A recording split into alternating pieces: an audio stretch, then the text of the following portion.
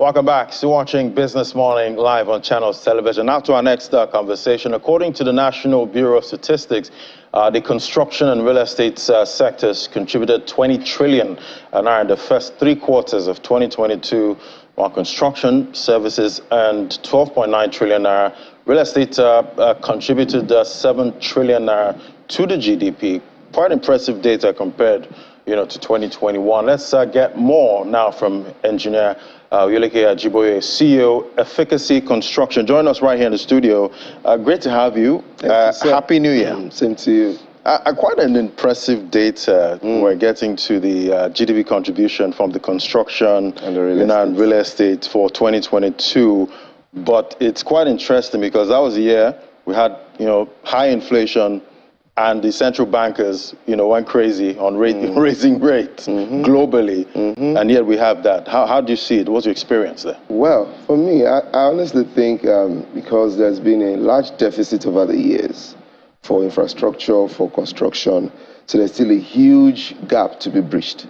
So there's still going to be housing deficits. We have over about 27 trillion of housing deficit or thereabout, or more than that. And then we still have a lot of infrastructure deficit. So going on, we still expect to have more contribution to the GDP from the real estate and construction sector.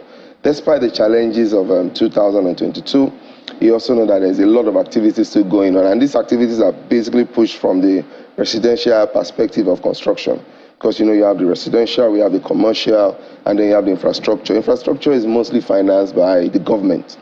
And then, but when you look at every man, every average family wants to own a property, so the drive for construction is still very much there. But as much as possible, even as we're adding to the GDP, it does not also translate to profitability. When it comes to the indices you just mentioned, from inflation to hiking prices, to recession, global recession, and all of that. So yes, the GDP is there, but it doesn't also translate to profitability. Tell me about the challenges in your sector. Well, in 2022, I think the challenges started from something around February, when diesel price went up. I never knew that diesel had so much impact on the construction that much, until when the price went up to about 200, we were shouting. Then April got to about 400, now it's about 800 naira per liter.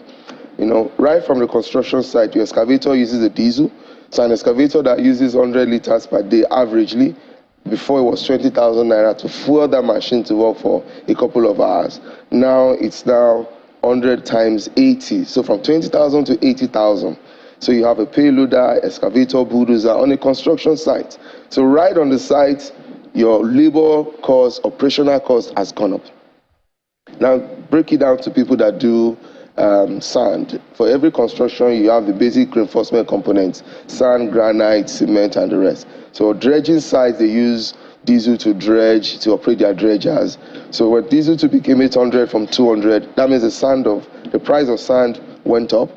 The trucks that transport the sand also use diesel. So you see how it impacts the pricing and everything. So prices of materials just went up. Prices of delivering housing units, delivering construction projects went over the roof. The same thing to quarry. The same thing to logistics. And sadly, we had a couple of power grid failure last year. So most of the manufacturing companies that were producing iron rods, steel rods, cables, also had to now start using alternative source of energy generator depending on diesel. So virtually every part of it was affected. And then I also learned somewhere that now ships now use diesel as against HFO, that is every fuel they use. So as a result, shipping costs also went up. So even importing some things is now a disadvantage. So all these ones even contributed more than the currency inflation challenges we're thinking, dollar going up.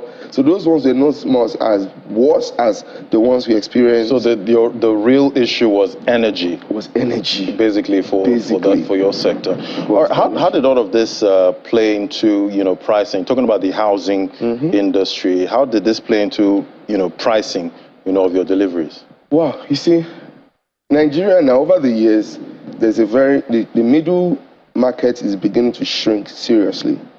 So you want to play in the lower affordable range, or you're doing the big boys, the 5% of the 5% or 1% of the 1%. Right. So, but when you look at the middle income to the low income earners, housing, affordable housing model that you want to do, it's almost as if there's nothing affordable again.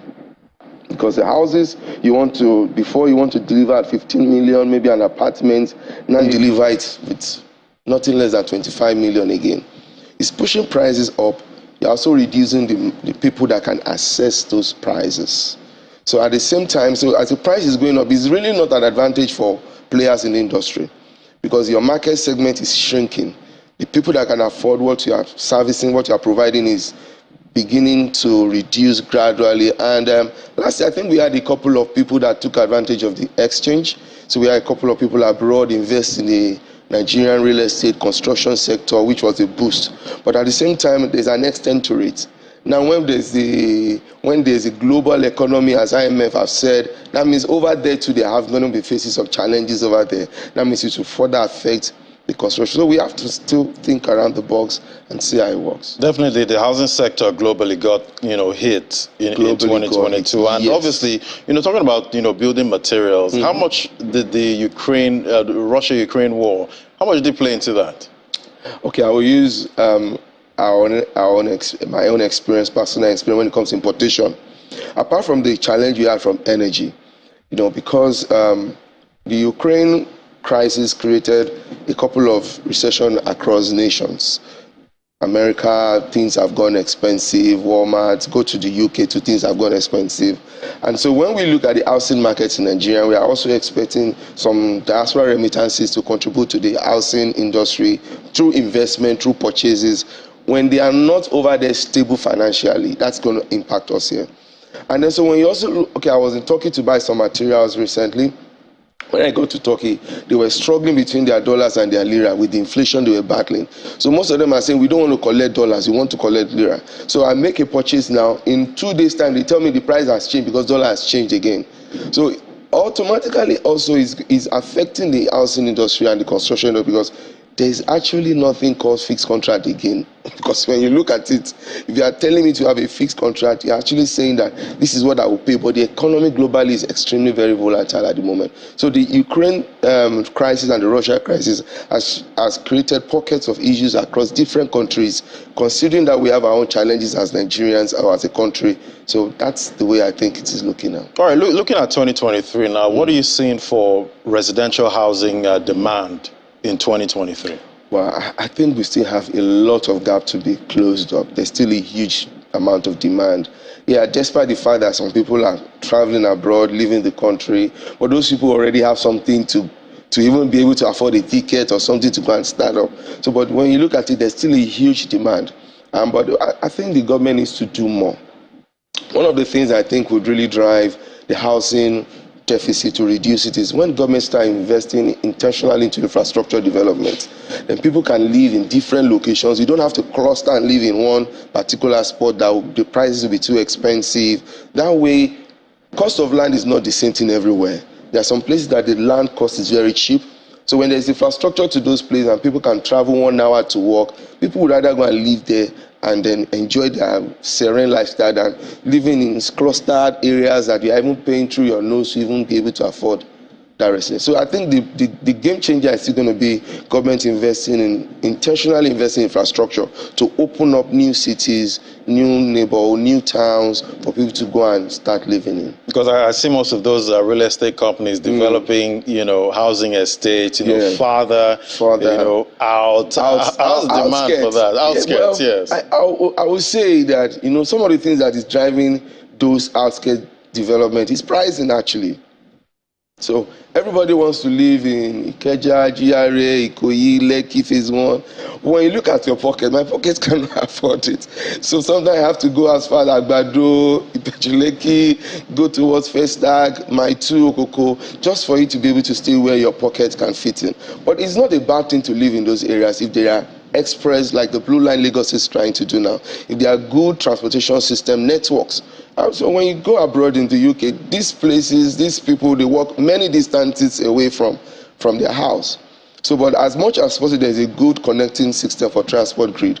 It's going to make it very easy. So when you look at those areas where people are beginning to invest in Ipechuleki, for instance, a lot of people are putting in developments there. Projects are coming in there. People are moving in there. I think For a couple of years now, Beju-Lekki has been the fastest corridor in Africa. Compared to the investment Lagos State government has put in there, the federal government, estate development, private sector. So the real estate and the construction development in Nigeria is actually private driven. Because the private sector that is doing internal roads in those areas, not that government is doing that, government is focusing on the highways. So as they are doing those things, they're actually opening up more construction, more activities, more space for development. And obviously, you know, looking at it from a global scale now, we know obviously all the central bankers, you know, they've raised rates in 2022, and there's still projection that rates are still going to go up, you know, in 2023. And even, you know, back here, you know, as long as inflation is high, we're seeing the central bank here and the MPC looking at raising rates, you know, even more. So when you look at it now, how have the banks, you know, been reacting, you know, to players in your industry in 2022, and what are you expecting for 2023? Talking about cost of credit. Cost of credit is presently very high. So, and unfortunately, you can't really blame them because they are into business. But when we look at it as an organization or as a group of people practicing in this sector, one of the things we really need government to do is to be able to ensure that we encourage or provide opportunities for people to get affordable homes, loans, affordable housing. So because when you look at this cost now, okay, there's something that Family Home Funds is doing that they can give people for 10%, something like that, to own a house, federal mortgage, but they are not easily accessible. So if I go to the bank now and I see a house I want to buy, the house is 40 million naira, and I go to the bank and the bank is saying, we will finance this house, but it's 25% for 2 years. So 25% already is high.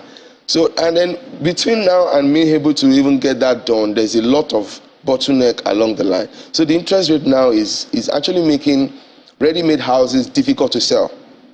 So completed houses now, we have a couple that are empty. It's not as if there's no need for them, but people don't have that ready-made cash to pay full for it.